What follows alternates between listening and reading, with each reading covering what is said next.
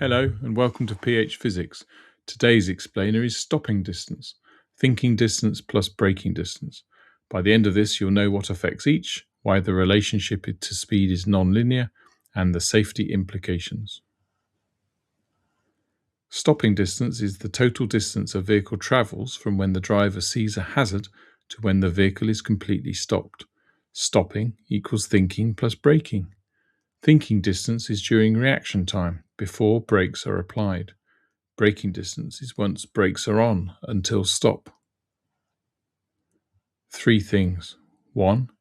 Thinking distance depends on reaction time, raised by tiredness, alcohol, drugs, distractions, etc. 2. Braking distance depends on speed, mass, road condition, and brake condition. 3.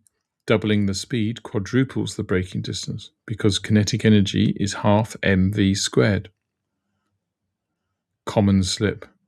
Assuming the stopping distance scales linearly with speed, it doesn't.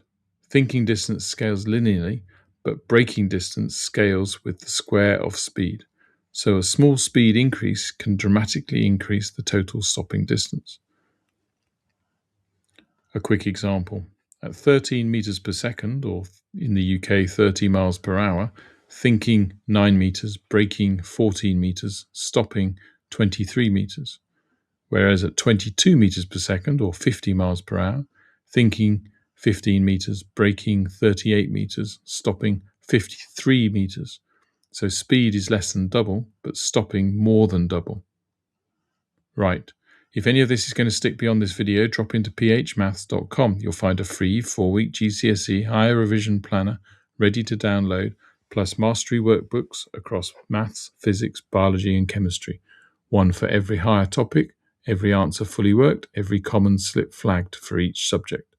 Simple explanations, serious results. See you next video.